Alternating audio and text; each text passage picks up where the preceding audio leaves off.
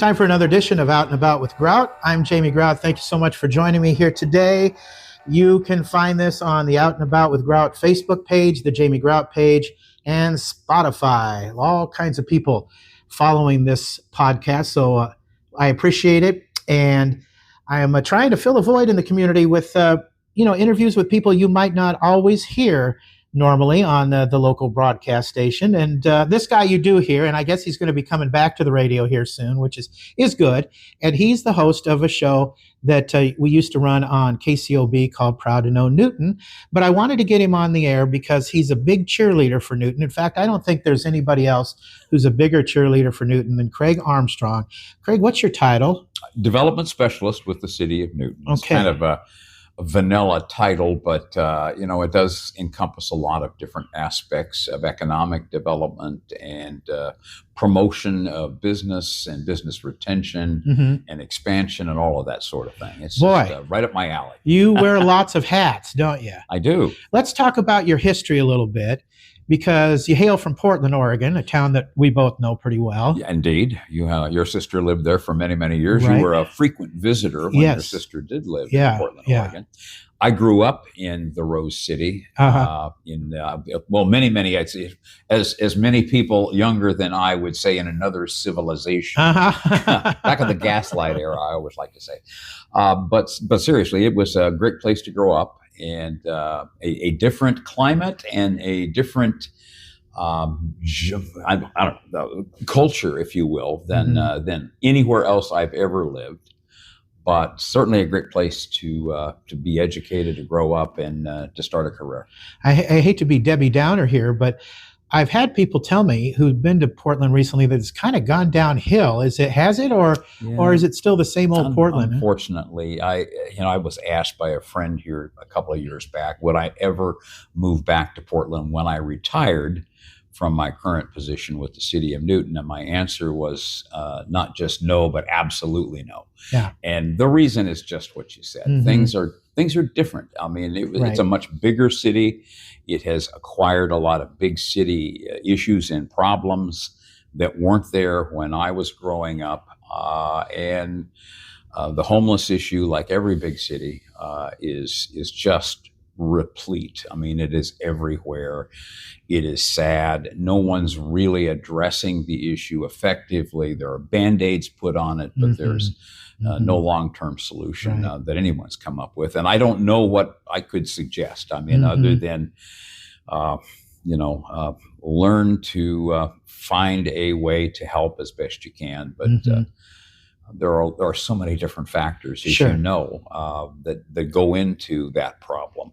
But that in and of itself, it wouldn't be enough to keep me out. It's just economically changed. I mean, it used to be you could afford a single family home inside the city limits of Portland, unless you're making an enormous amount of money. Professional of magnitude of a lawyer, a doctor, whatever. Forget about it. That's why the only real construction going on right now, save for custom homes in exclusive gated communities, are 3-story apartment complexes with commercial on the bottom. You'll see them popping up in every vacant lot that exists there. So, no, it's not a place I would go back to. And listen, I fell in love with Newton when I came here. In 2006, I've been here for over 18 years now, which is amazing, but better part of 2 decades, obviously. And I came here to manage and promote Iowa Speedway. I stayed because I fell in love with Newton. Why did you fall in love with Newton? The people, the small town culture, but close to a big city. If I need to go to another restaurant we don't have, I know where to go, and I'm 30 minutes away from it. That's kind of become our mantra when we're telling people why it's a great idea to live in Newton. If you want a small town feel, if you want the sense of security and family that you would be accorded by living in a small town, you can have it here and still be close to the big city.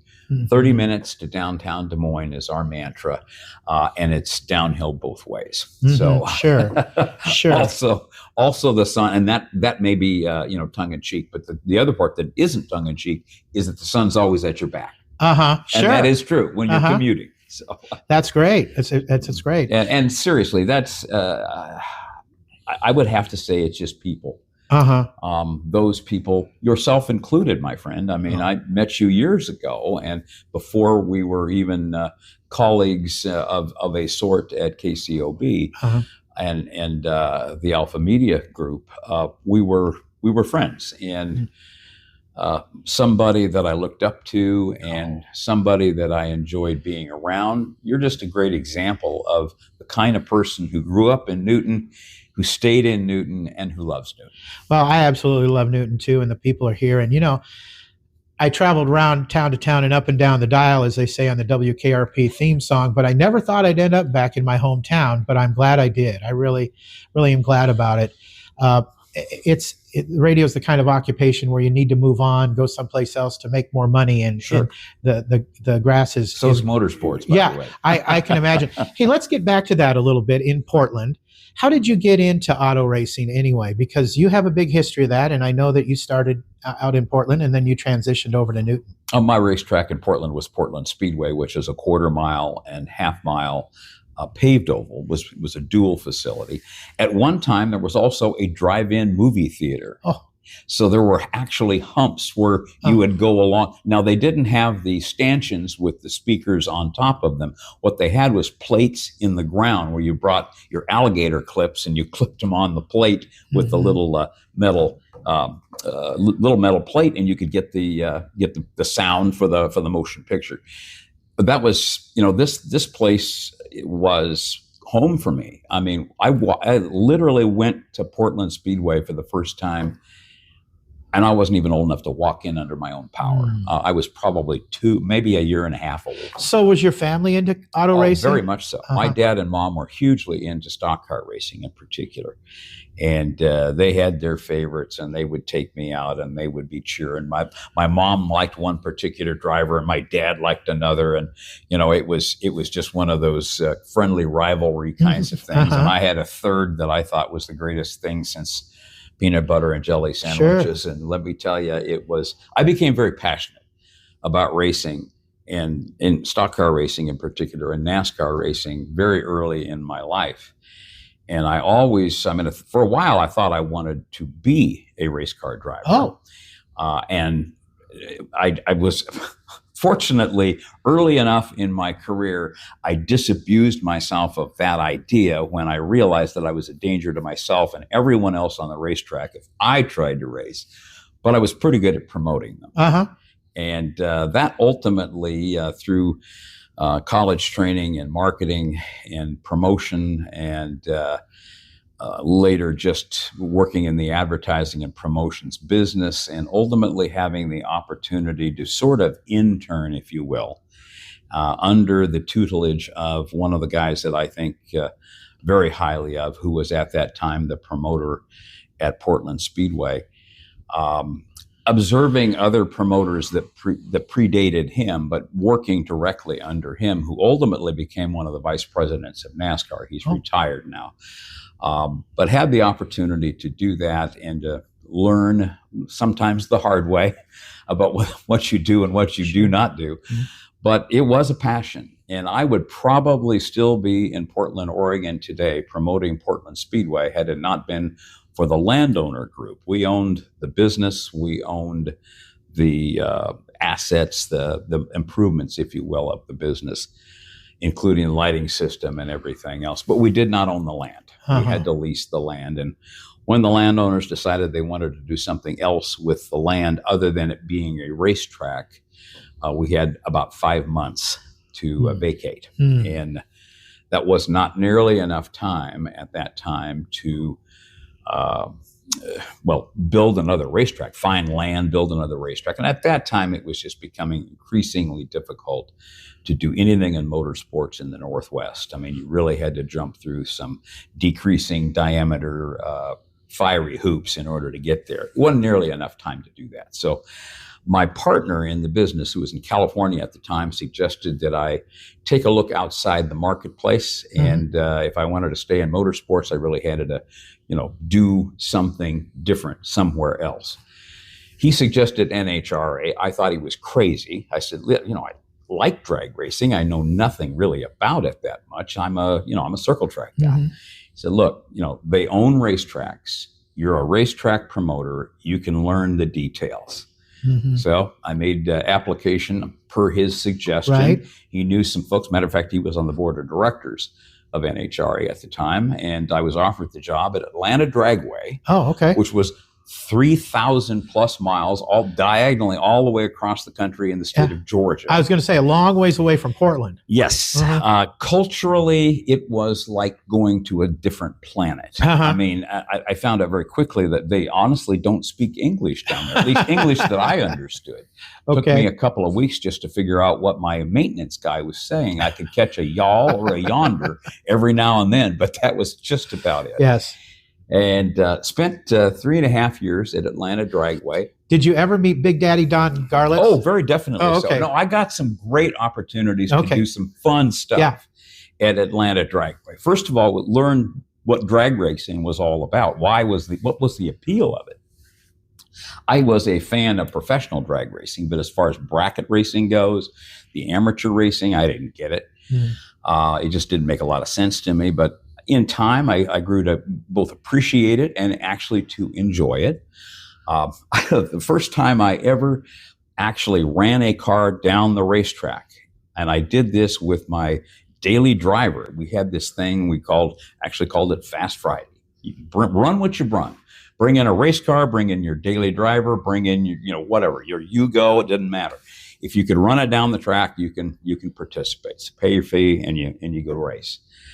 Well, I kept coming up to the light and rolling into the lights. You know what you got to do? You got to get those two yellow lights going.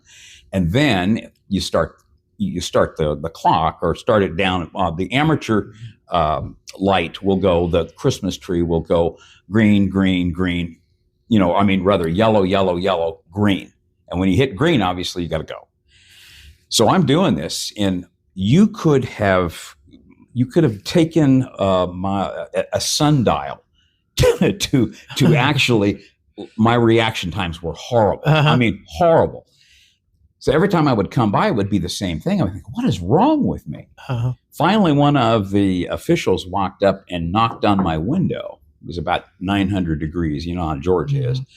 And so I had the air conditioner going. Knocks on my window. I roll the window down, and he says, if you see the green light, it's too late. Oh, you go on the last yellow.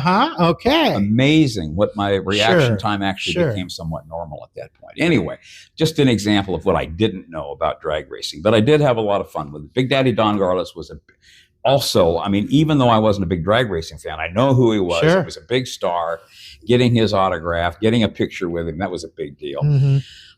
Watching him absolutely at the age of, 70-something, one of his final drag races with the Southern Nationals at Atlanta Dragway, where I was.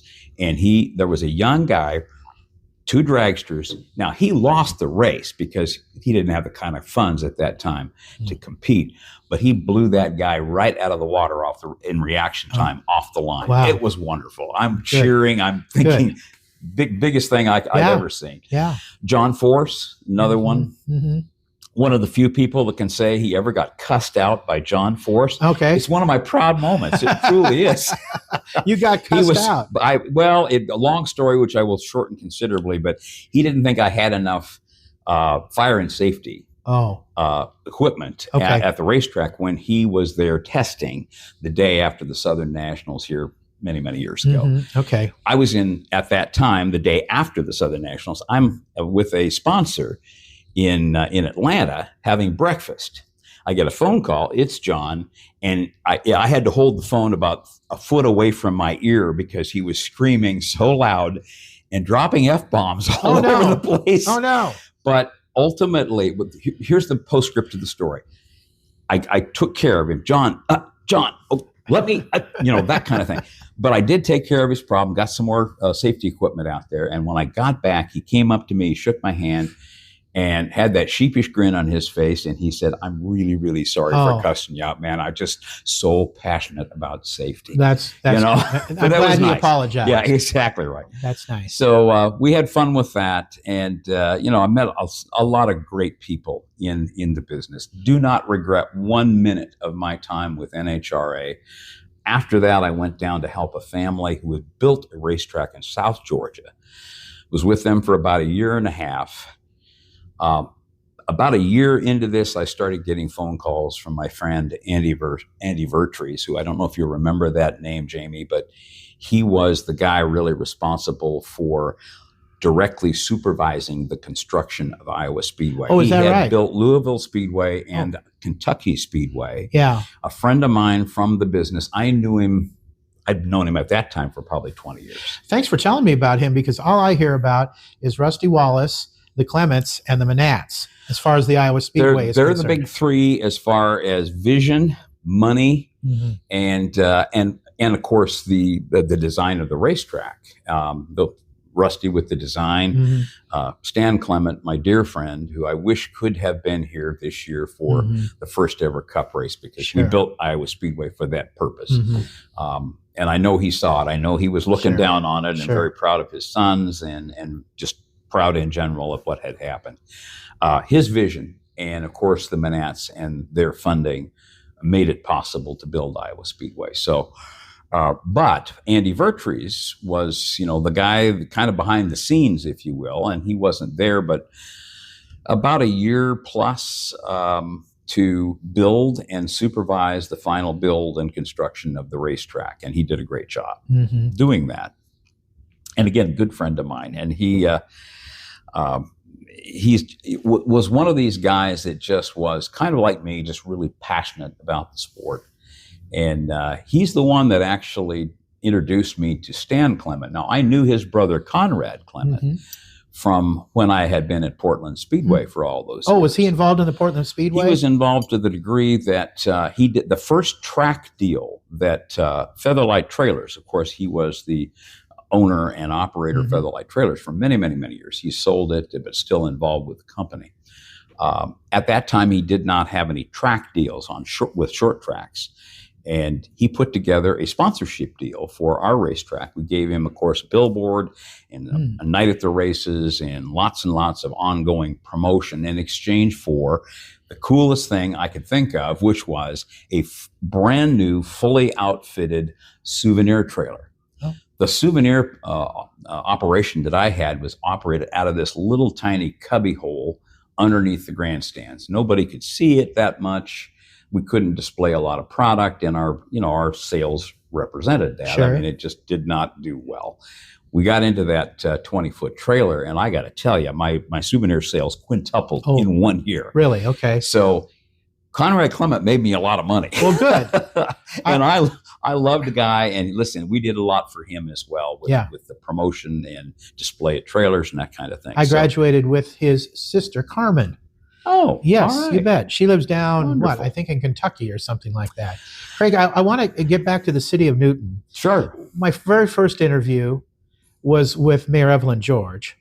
And, we talked about challenges that cities have, and all cities have challenges. Of course. But one of them was housing.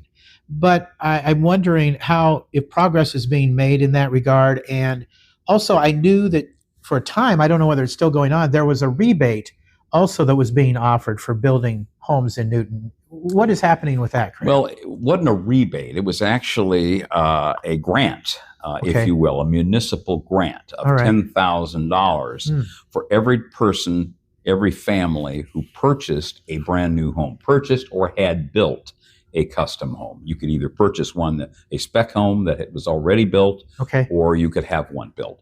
And if it was above a certain level, which right now is $240,000 net of the land, you were given an opportunity to have a $10,000 cash bonus. I see. Okay. Okay. So it wasn't a rebate per se. Okay. But it was cash money. And there was a lot of debate at the time when I first joined the city of Newton back in early 2014.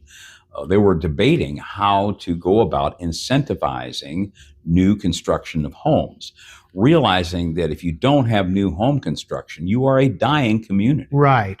And not wanting, and that's exactly what the 2012 housing study showed, that if you don't do this, you are going to eventually die.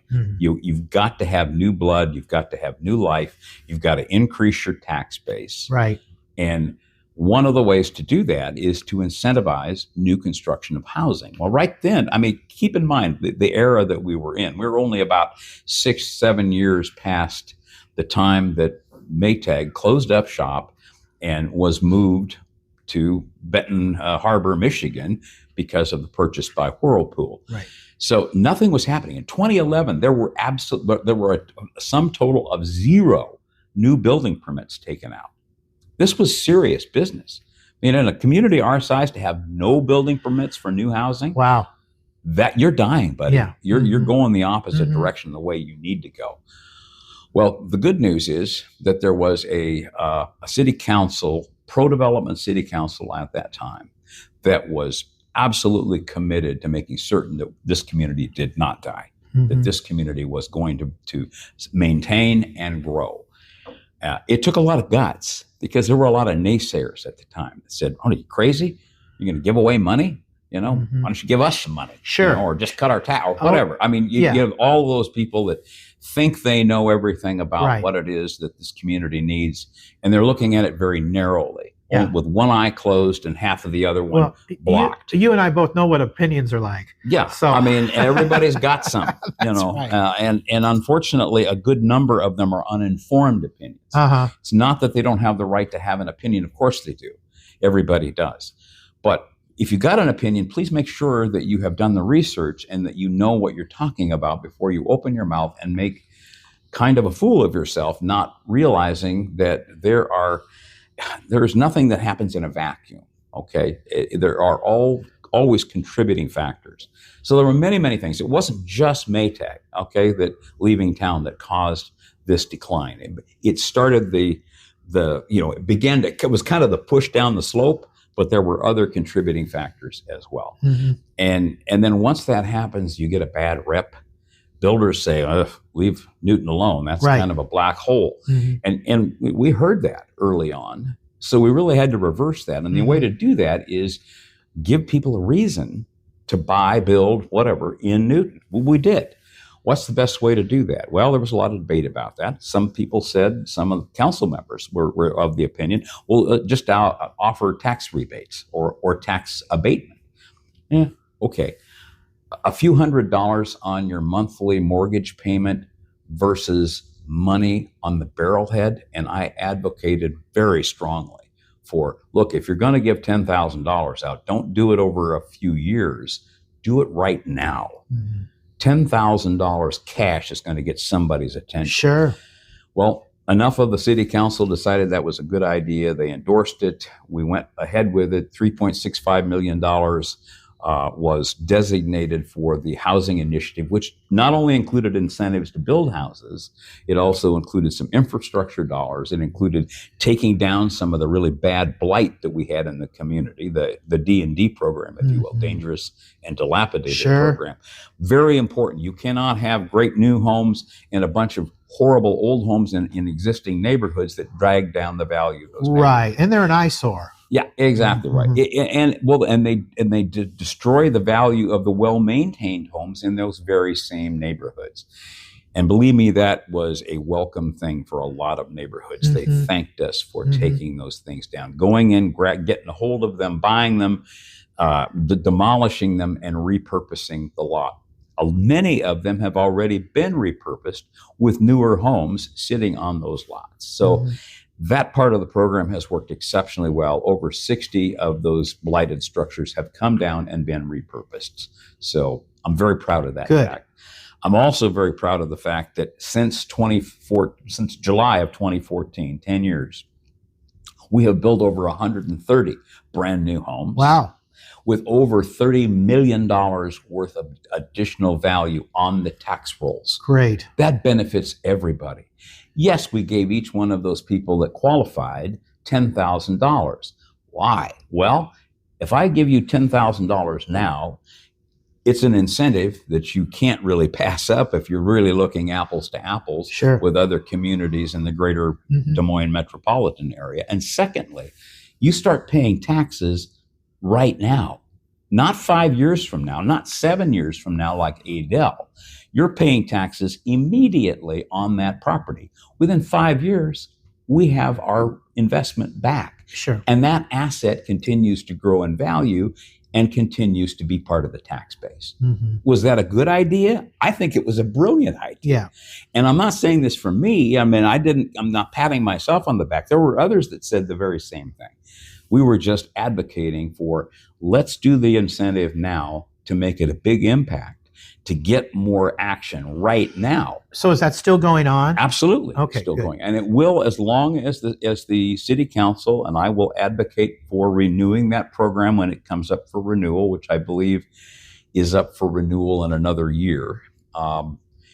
I will advocate for continuing the program, bonding for it if necessary. We need to keep that momentum going. We can't just rest on our laurels. We're not anywhere near in the situation where Ankeny or Altoona or some of the close-in communities are. We're still further out. So we have to have an unfair advantage, if you will, or something that will allow people to make the decision to come here. Now, we've built subdivisions like the Arbor Estates subdivision. We're in phase 2 of that now. Some of those lots are going to be executive lots. They're ready for sale here probably within a month. And, we're in the final process of punch list items for that second phase of Arbor Estates. The first phase is selling very, very nicely. New homes are going up. Sure. I mean, it's exciting to see the subdivisions that were existing at the time that hadn't been completely sold out are now all sold out. The new subdivisions that we've created, the first one was the Fair Meadows North Plat 8. That was the last one of the Fair Meadows North from the early days. Hadn't been touched in 20 years. We built it. We developed the infrastructure. All 23 lots, boom, sold and built. Wow! So great. These are great stories. These are stories of a community that has pulled itself up by the bootstraps. And we knew that once we got the ball rolling, we could maintain it as long as we continued with the kind of programs that we had to attract people here and to incentivize them to buy new and new. So we are coming up to about a half hour here, and I've been told the best podcasts are the shorter podcasts. So I'm going to steal your line, my friend, as we wrap this up. What makes you proudest to know Newton?